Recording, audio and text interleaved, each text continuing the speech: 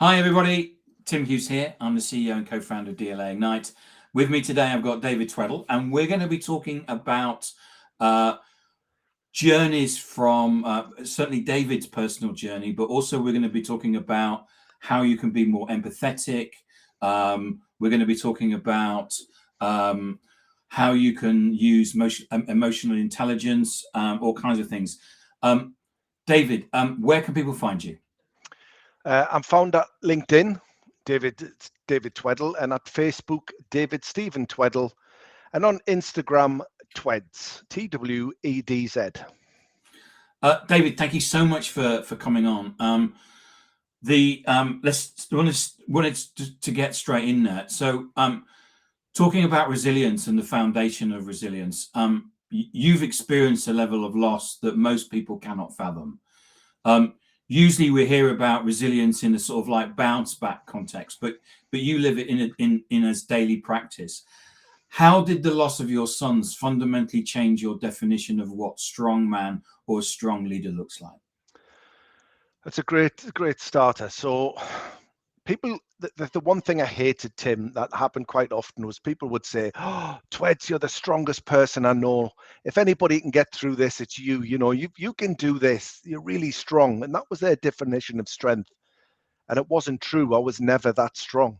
You know, I cry when I watch Strictly, for example. So people ask me how I'm still here, you know, how I got through. And I thought about what strength is, you know, and for me, it wasn't what got me through, or it wasn't how I got through. It was why I got through and why I pursued and stayed positive, and why I founded this idea to be able to help people from my tragedies. So why it became very important. And when I looked at strength, for me, very simple. A trusted leader is a strong leader. A trusted leader who's defined by excellence of empathetic skills, for example, the ability to interactively to listen, to be honest, and to be reliable. If I can find those traits in anybody, then I believe that they are a strong person. So defining disappointment, you developed a specific framework, the 7 stages of disappointment. Why did you choose the word disappointment rather than grief or failure to describe the professional and personal hurdles we face? Well, that one came while I was walking the dogs. Some of the best ideas do. Some of the best ideas do, Tim. I found that you don't need to grieve. You don't need to be in a real I failed state to have a recovery model. I learned as a Samaritan that disappointment has a very, very fast track to despair. So if our followers and our leaders and our fellow humans are in that state of despair and tragedy, then everybody can have a route out. And I found that these 7 steps were a route out that was common both for my situation and for many situations that I saw in the corporate world, whether you lost a deal, you know, whether you got fired or whatever it might have been, right? That's disappointment. It doesn't have to be grief in order to be able to go through these steps. And really, to boil it down, you know, if you lose your sons, you lose a deal, you flunk an exam, you don't get a job, or you crack a fingernail, the response of the body is exactly the same: fight, flight, or freeze. And to get through that fight, flight, or freeze and get that adrenaline out your system, it's great to have a map. And that map for me was the 7 stages. And it really worked, So let's get into that. So navigating the 7 stages. Can you walk us through those 7 stages, especially which stage do you find professionals get stuck in most, and when a project fails or a career pivot happens? Okay. So I'm very conscious that I come across quite often as very matter of fact and very forthright. And, oh, you know, I had 2 sons that died and I used 7 stages and I'm through and life's all good. And, you know, it's not like that. We all know it's not like that. I'm just trying to get as much of the very salient information across as I possibly can. But in the context of losing my boys or failing to get a job, the path is exactly the same. The path is to get to the goal that you need, which in this instance is to acceptance. So looking at the 7 steps, well, the first thing is shock. Well, I've had 2 7 a.m. calls that said, your son's dead. So I've experienced shock. I can't even start to describe on a call what that feels like. The shock is incredible. You then go from shock to denial. And I'm going to come back to denial in a moment. Then you go to anger. Of course you do. I've been very angry. And then you get to bargaining. And bargaining for me is a big waste of time. That's the shoulda, woulda, coulda, or if only, or it's their fault. I should have done, this shouldn't have happened, that bargaining piece. And then you go from bargaining to depression. I still suffer from depression. So I can say to anybody on this call, if you suffer from depression or feel it, please get medical help as soon as you can and get the appropriate medication and support. It really helped, and it's helped me. So once you get through that depression and you start to come out the other side and you can start to see the sunshine, then you get to testing. I never thought I'd laugh, dance, smile, walk, or do anything. But my incredible family just took me a tiny step at a time to see if I would dance, see if I would laugh, see if I would go to a theatre. And it worked. And you came through and you get to acceptance, which is where I am now. I can say I'm in acceptance, but it doesn't matter that, it doesn't mean that I still don't get depressed and angry, etc. Now, you asked the question, Tim, which is the sticky one? The sticky one is denial. Denial is a killer. It's where you start lying to yourself and lying to others about the situation. And you end up in a circle of doom, going down and down, start blaming people, and then you become a busy fool and start to do anything apart from addressing the problem. And it's normally based on your ego. I hate ego. Your ego is the thing at work, particularly when you've failed, that you don't want to damage. It wasn't ego in my case, it was loss. But let's all remember, get through denial as fast as you humanly can, because it will get you back to acceptance. So just to recap, so shock, anger, denial, beginning, bargaining, depression, testing, and acceptance. Yeah.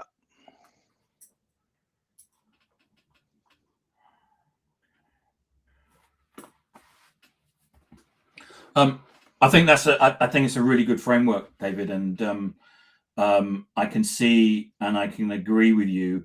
I think we've all had loss in our lives, and I think we can all empathize and see the stages to actually go through. And I agree with you that I agree with you with all of those points, really. So cool. I wanted to talk to you. You mentioned earlier on about Samaritans, and so tell us about what you learned with working for Samaritans as a bereaved father who lost his sons, and what have you learned over that healing process?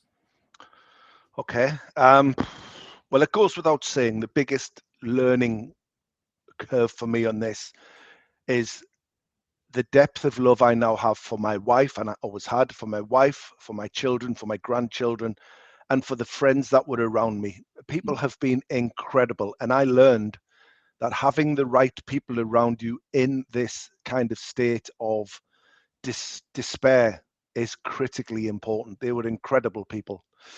But the real answer to tell you what have I learned in the last 5 to 10 years, it'd probably take me 2 days. So I'm going to try and boil it down. We talked earlier about the dog walk. I had an epiphany, right? And it resulted in me developing this consulting service that I now provide. Yeah. And it was a realization on this journey. I've been diagnosed with acute double PTSD. So you combine my journey with the work at the Samaritans, talking to people in states of despair and suicide. There are massive synergies between the corporate world, building teams, and talking to people on the edge and where I was. So from this, I realized I could help people and teams get back together from the tragedy that I had experienced. And I know the boys would have been okay with that. So hence I delivered the session very much around empathy, active listening, and the development of trust. But if I was allowed one sentence, as you said, what's the one? For me, it's stop sweating the small stuff. Don't bother with the small stuff. And use all that energy to keep those loved ones around you Your house, your car, your watch, and your pen do not define you. What defines you are those incredible people that were there at every turn in my darkest times. And for me, that's what I've learned. Surround yourself with the right people at work and personally. Yeah, I think it's a fantastic story, David, because one of the things that happened over COVID was the world changed. So we were in a situation where before COVID, where there was work and there was our personal lives. Then over COVID, we were sitting on calls and the dog would come in or the kids would come in or whatever. And then what's happened, one of the changes is that we now have whole lives. And as leaders, we need to understand not just that Tim Hughes wants a promotion, but Tim Hughes has aged parents, or they got to go on the school run or whatever, and we've got to bring that and that emotional intelligence and that empathy to understand and support them in that. As I said, not just the promotion or whatever. Yeah. Would you agree? Absolutely, Tim. You're dead right. We are a complete package. We're not robots, and particularly in today's world with AI. When we start looking and seeing the effects of emotional intelligence, we need emotional intelligence because times are changing and we are a whole human package, not just, a robot at work. You've done some amazing things in terms of your leveling in corporate life. You reached VP at Oracle and SAP. You've been in some really big leadership positions. You were also dealing with sort of high stakes disappointments, lost deals, market shifts. How did you apply your 7-stage framework to lead teams through those moments without burning them out? Okay. Well, I guess subconsciously I did this because let's remember I was working a lot before the boys had died, and I didn't know the 7 stages. But now on reflection, this is how I can bring the synergy of the 7 stages to the corporate world. And the really big one for me was get through shock and anger and all of that rubbish down the pub on a Thursday night and get immediately to testing. When your deal's gone south, or when you've been fired, or when you've had a total nightmare, get to testing. Because testing is where you're going to really find the new solution. The first thing to do in testing, immediately after action review, get everybody in that was involved in the project, get everybody's view. Don't be judgmental, listen to them. Get that action review, after action review underway, and learn from what we did. Have a look at stop, start, and continue. What do we stop doing? What do we start doing? And what do we continue doing? And then, my favorite of all, let's get to the art of the possible.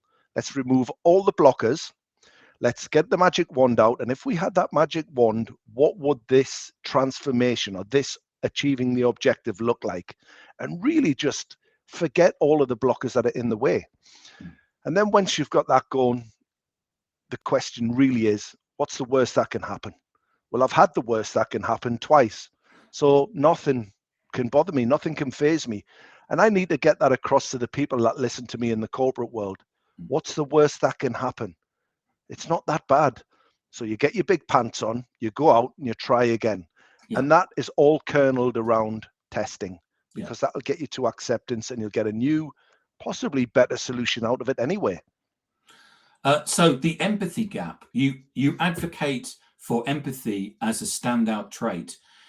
In the cutthroat world of tier 1 tech, did you find that the lead with empathy approach was mistaken for weakness? How did you handle that? No.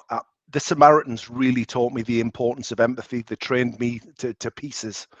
And the importance of empathy, it saves lives and it changes lives. It's the absolute differentiator in today's world. ChatGPT is 3 years old, and we're already starting to see the effect of automation like it delivers in our home.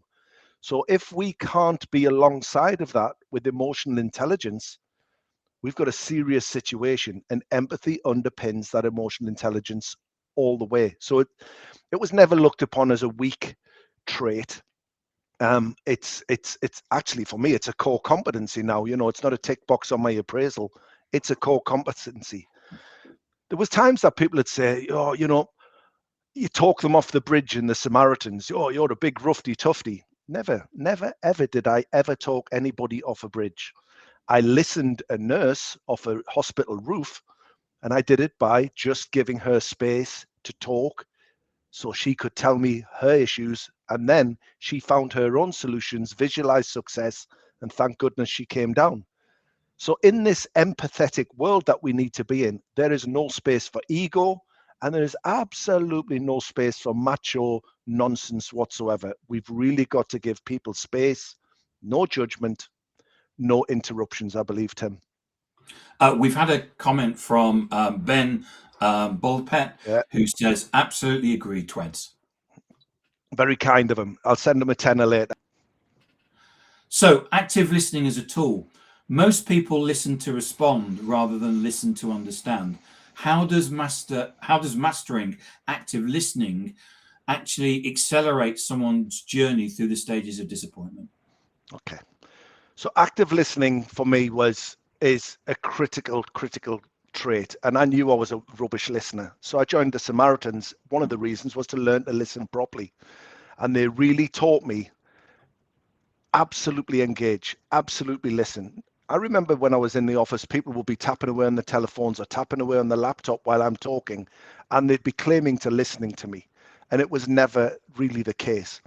To be engaged with somebody, particularly if they're on a bridge or in a prison, making some very bad life choices, total absolute active listening is critical to get them through the problems that they've got so we can get them to acceptance. So, we say to people, are you hearing what I'm saying? And they'll say, yeah, I'm hearing you. And then he'll say, are you listening to what I'm saying? Yeah, I'm listening. Or are you actively listening? Is every single sense that you have totally and utterly engaged in this conversation? So let me give you an example, Tim. I speak at about 150 words a minute, yet our brains can process 500 words a minute. So what happens to the other 350 cognitive cycles that we have? Well, in the office, when people were tapping away in the boardroom while somebody was giving a presentation, that's where the 350 went. Or they were looking out the window and wondering what was for the tea.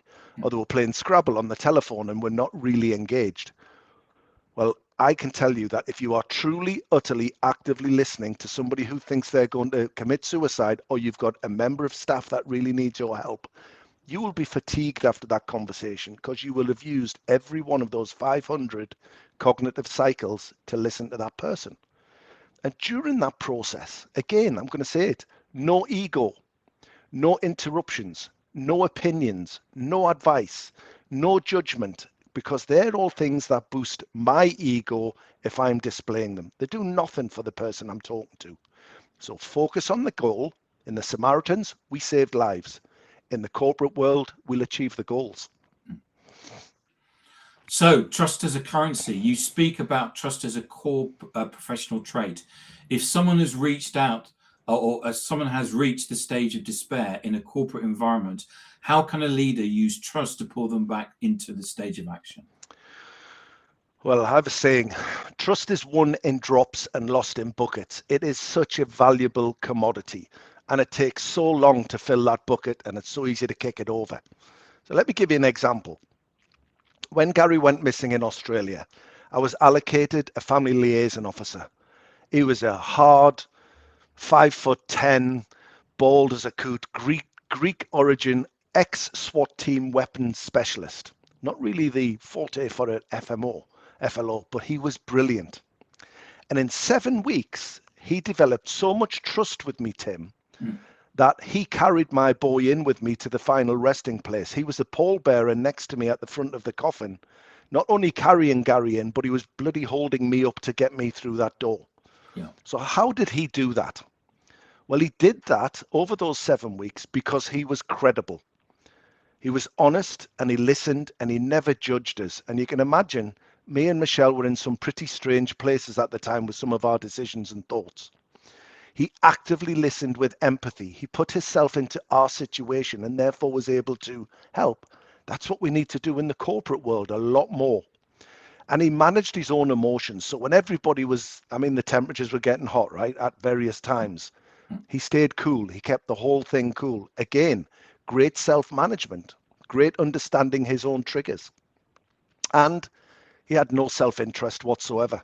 He didn't give a monkeys if he got promoted to president of Australian, what, he didn't care. He just cared about Michelle and I, and he was incredible. So his support and his behavior and his actions managed to keep me in a state of despair, still delivering and in 100% action mode. Incredible guy, and delivered the most valuable of the assets, trust. I just wanted to say that David Chamberlain has said, you're absolutely right, David. Just to say that LinkedIn user is, the reason why it says LinkedIn user is the fact that you have to give permission to LinkedIn to share your data. Okay. The armed forces, military training is often about suppressing emotion to achieve the mission. I think sometimes we often do that in the corporate world. How do you reconcile that mission first mindset with the emotional intelligence required to be a resilient advocate today? All right. Well, let me say without a shadow of a doubt, some of the most emotionally intelligent people I've ever had the pleasure to work with or meet are forces people. Not all of them, but most of them. So if anybody in this call is looking to hire somebody, do not hesitate. Do not discount the squaddy. They will bring you some incredible values. So to answer your question, Tim, I've been in many situations, and I can really be honest, we never suppressed our emotions. That would be something that would be very folly in a lot of situations we found ourselves. What we actually did, and what we're very good at doing, is compartmentalizing our emotions, because you can go from one situation to another situation in a picosecond, and you need a very different set of emotions to deal with each of those. So the ability to compartmentalize them is critical, but the ability or the fact that you've got the emotional intelligence is vital. So let's think about it in an empathetic and an emotional intelligence kind of way. At the very center of everything the forces do, everything, is the objective and the teamwork. So that is the center of empathy, right? It's the same in the corporate world. Once we've got the teamwork going, then it's a maniacal goal focus. You absolutely go for that goal. Then you get meticulous, proven planning and risk analysis and an intense communication strategy. And the way that manifests itself and shows is by the time you go out to execute what you've got to execute, you know what you've got to do, what the guy next to you's got to do, what the team supporting you are going to do. Everybody knows how they're going to do it, when they're going to do it, what they're going to do it with, and what success looks like. To be able to do all of those things that I've just said, you need incredible emotional intelligence, because, and this is the key to it, and you get this in the corporate world, you need implicit trust on the person on your left and the person on your right, or the person in the boardroom. You cannot survive without that. And the way that they get my implicit trust is by being credible and having the appropriate disciplines to execute what we have. So, David, thank you so much for the conversation today. One last question, which is if you could go back to the version of David Tweddle who just started out at Oracle, knowing everything you know now about loss and the 7 stages, what's the one piece of advice that you give to anybody to stay grounded? Well, before I step through the door of Oracle, I'll be straight down the Royal Berks Hospital and get an ego bypass, because that is the absolute inverse and antithesis of empathetic behavior and empathy. Get rid of the ego. It's self. Just look at some of the political leaders in the world today and the damage they're doing with their egotistical behavior. So that's one thing. Second thing, get to acceptance fast. Get to acceptance. Don't mill about in would have, should have, could have. Don't mill about in denial and lying and just being a busy fool. There are a million busy fools out there. Don't bother around admonishing the responsibility and blaming everybody else. Just get through to acceptance fast. And I said earlier, it's not easy, this stuff. It's taken me years to do this from my personal point of view. So, let's all understand it takes time. But let me very quickly tell you a very quick story about getting to acceptance. Yep. That policeman I told you about, who was our family liaison officer, hard as nails. We were in a room and the chief of police came in and he said, "I'm really sorry to tell you, But this situation has now gone from rescue to recovery. In other words, we believe Gary is dead, and we didn't know where his body was, and we wouldn't know for another 7 weeks. And my entire world just fell through me, right? I mean, I can't explain what that was like, but I did. And he leaned over to me just like this, because he was sat next to me, and he said, Tweds, he says, Tweds, think about the elephants. And I'm like, jeepers, man, Steve, what are you talking about? Think about the elephants. I've just been told my son's dead. He said, no. He said, let me tell you about the elephants, son. He said, when the elephants are going across the plains in Africa and one of the elephants becomes deceased, he said, the matriarch, she stops and she lets all the elephants gather round and mourn the dead elephant for a day.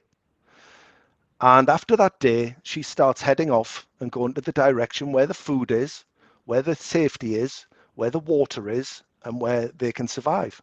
Yep. And all the elephants have got a choice, right?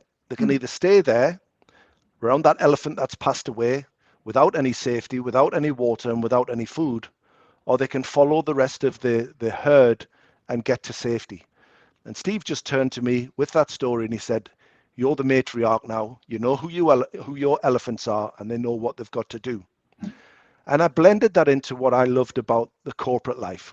If you've got the right people on the right bus, in the right seats, going in the right direction, you can't fail but to be successful.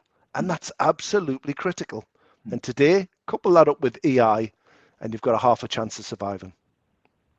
David, thank you so much for coming on and talking about your experience and sharing the power of empathy and emotional intelligence and leadership, etc. If people wanted to get hold of you, where would they be able to get hold of you? LinkedIn, Facebook, David at lumiereconsulting.ai, and Tweds on Instagram. Excellent. David, thank you so much for today. Really appreciated. And thank you for sharing all your story and your wisdom. Thank you, Tim. All right. Take care. You're welcome.